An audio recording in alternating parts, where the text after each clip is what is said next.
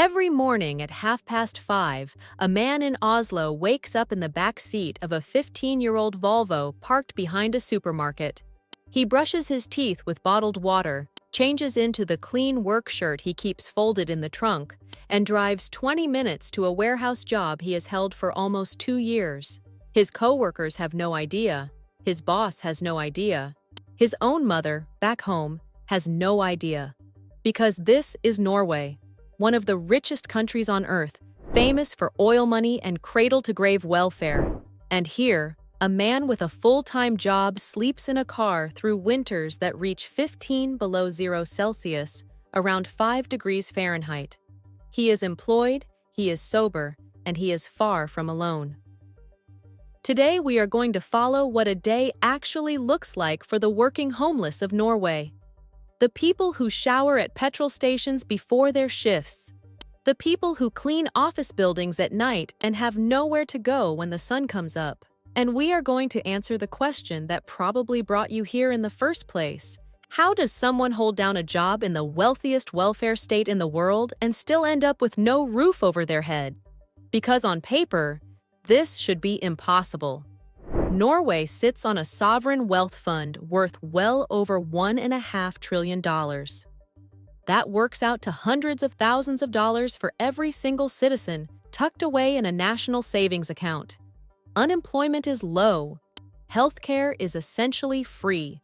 The official homeless count in the entire country is just over 3,000 people, one of the lowest rates anywhere in the world. Politicians point to that number with pride, and honestly, compared to most countries, they have earned some of that pride. But that official number has a catch. It mostly counts the people the system can see. The man in a shelter bed, the woman registered with social services. What it struggles to count is the workforce sleeping in vehicles, in storage units, on the floors of the businesses they clean, and in tents pitched quietly in the forests that ring every Norwegian city. Aid workers in Oslo have a name for them: the invisible ones. They wear work boots and carry lunchboxes, and that is exactly why nobody notices them. So let me introduce you to one of them. His story is stitched together from the real accounts of outreach workers, church missions, and the men and women they meet, so we will call him Jonas. Jonas is 54 years old. He spent most of his life doing warehouse work and driving delivery routes, the kind of steady, unglamorous jobs that used to guarantee a modest life. Then came a divorce, a stretch of sick leave after a back injury, and a landlord who sold the building. Within 8 months, Jonas went from a 2-bedroom apartment with a balcony to the back seat of his Volvo. He never stopped working. That is the detail people struggle to believe. Through all of it, he kept showing up. His day starts in the dark. In an Oslo winter, almost everything starts in the dark because the sun does not properly rise until 9 and it is gone again by 3:30. Jonas sleeps in a sleeping bag rated for extreme cold, inside a second sleeping bag, under a wool blanket, with a knitted hat pulled down over his ears. The windows of the car are covered with silver sunshades, partly to keep warmth in, mostly so nobody can see him. Being seen is the thing he fears most. Not the cold. Being seen. At 6, he drives to a 24-hour petrol station where the staff have quietly stopped asking questions. He buys a coffee, uses the bathroom, washes his face and armpits at the sink, and shaves. Twice a week, he pays for a shower at a swimming hall, timing his visits so the same attendant is never on duty too often. His work clothes live in sealed plastic bags in the trunk so they never pick up the smell of the car. He learned that lesson the hard way after a coworker wrinkled her nose in the break room and he spent the whole shift in quiet panic. By 7, he is at the warehouse, scanning pallets, driving a forklift, joking with the same men he has joked with for 2 years. He is good at his job.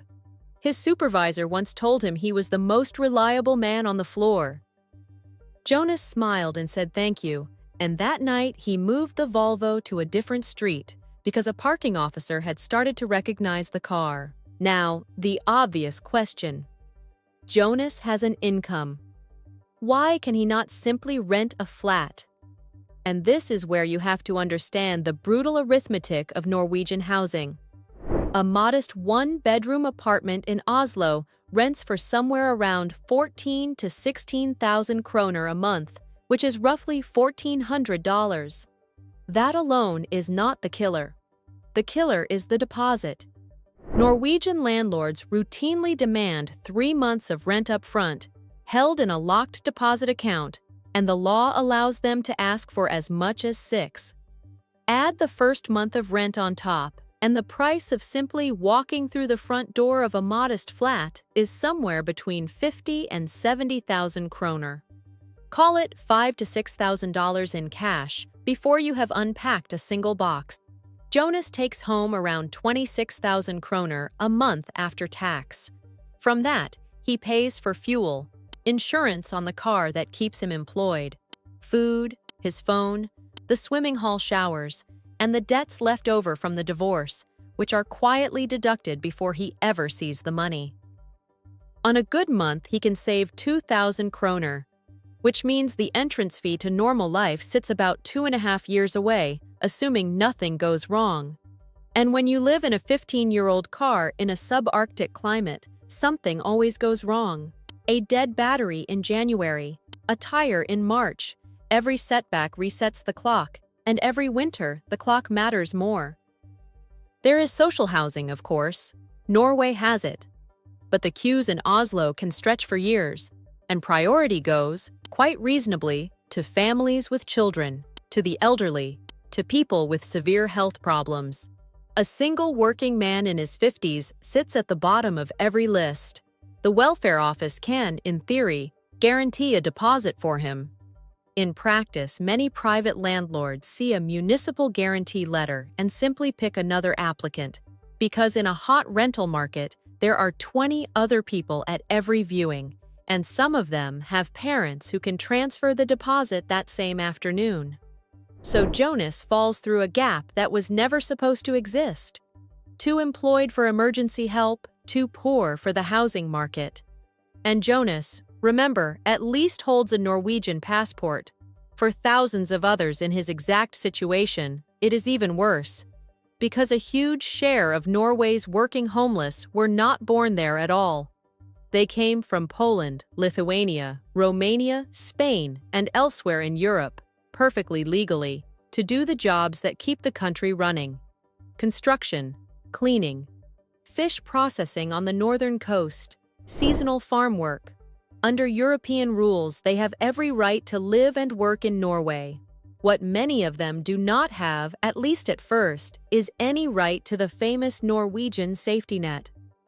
Full access to benefits generally depends on your work history and registration in the system, and if your employer keeps you on short contracts, pays late, or vanishes entirely, you can find yourself in the most expensive country in Europe with no wages, no benefits, and no way home.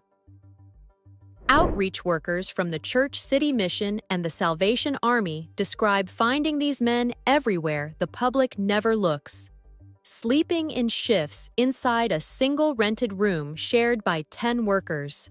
Living in unheated storage containers on the edge of building sites. Parked in convoys of old camper vans on industrial roads outside Bergen and Stavanger, running the engine for 20 minutes at a time to take the edge off the frost.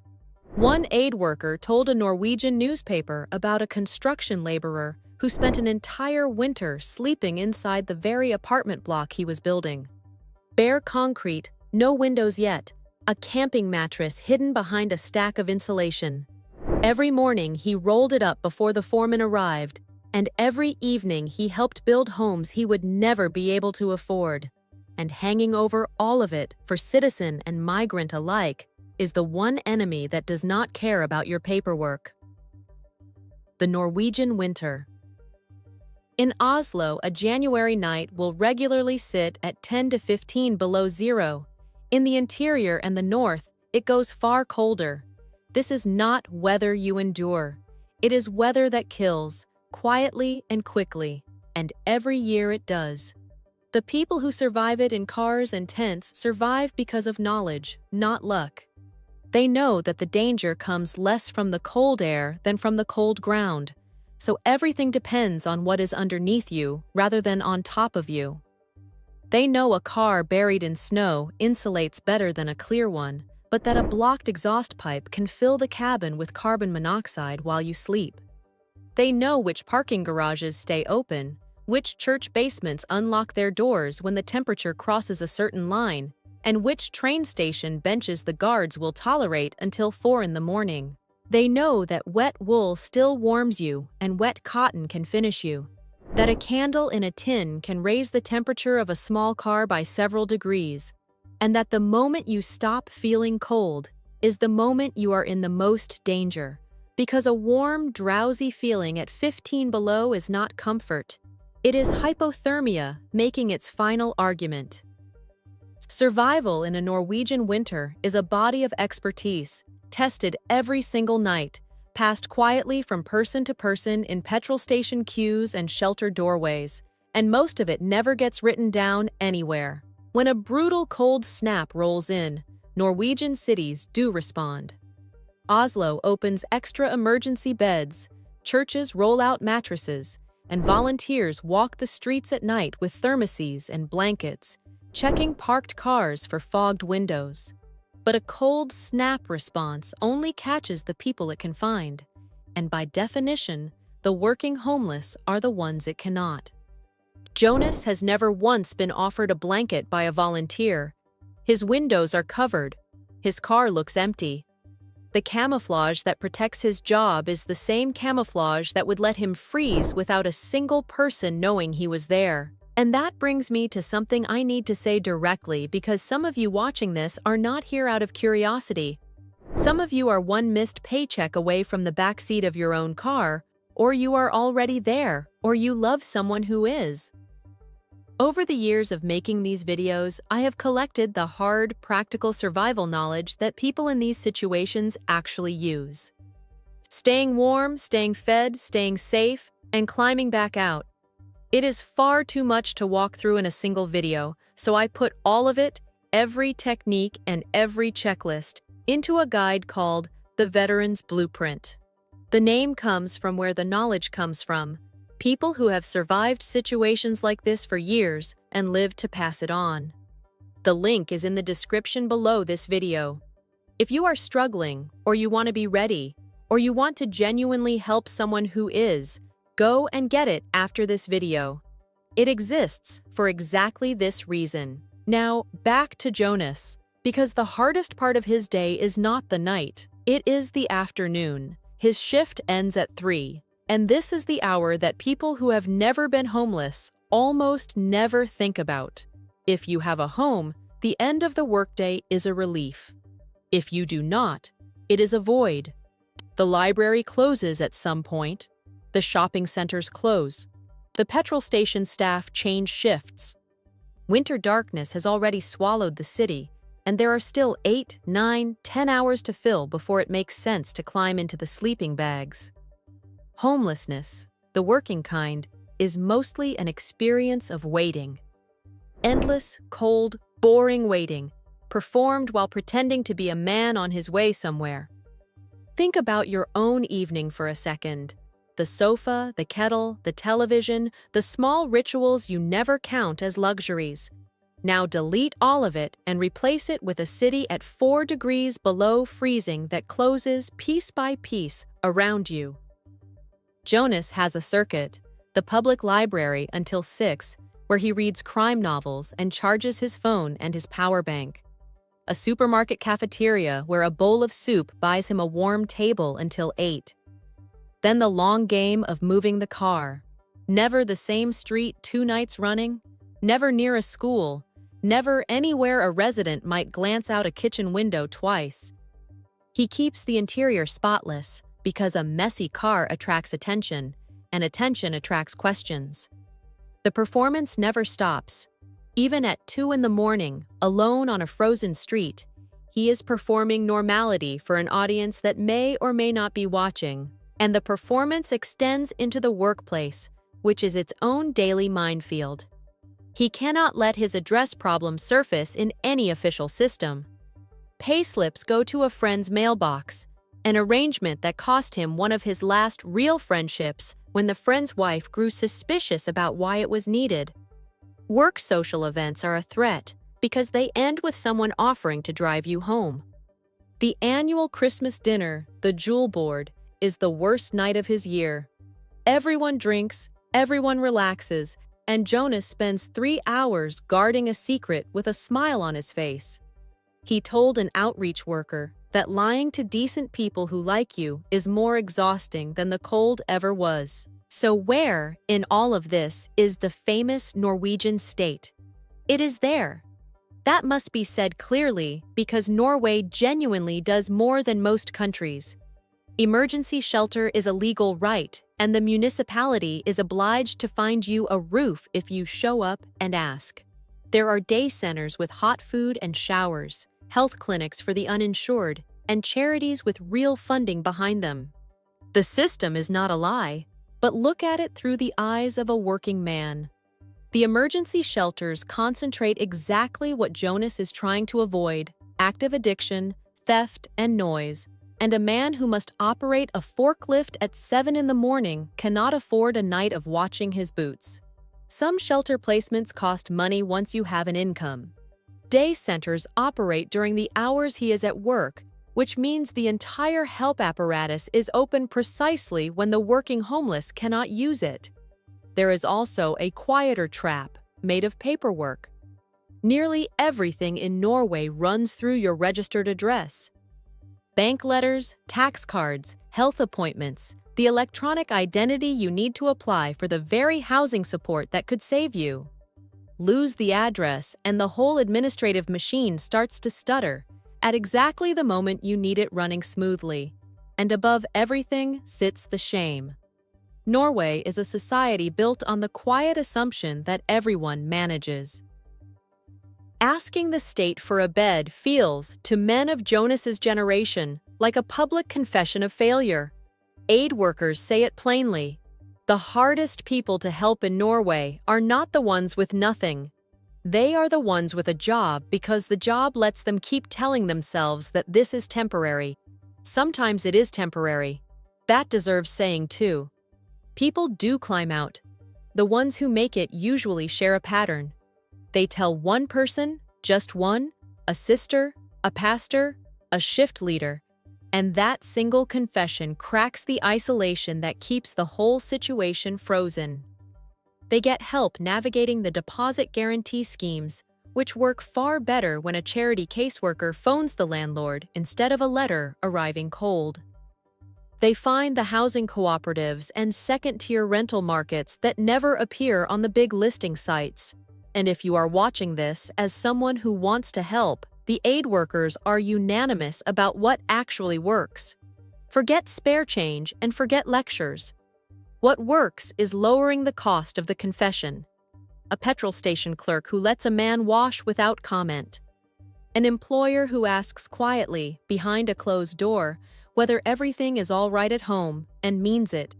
A neighbor who notices the same car with the fogged windows and calls a charity instead of the parking authority. The invisible ones stay invisible because visibility has always punished them. Every person who proves otherwise moves someone one step closer to that first conversation. A man from Kirkens Bymisjon put it in a way that has stayed with me. He said the distance between a car and an apartment is rarely about the money.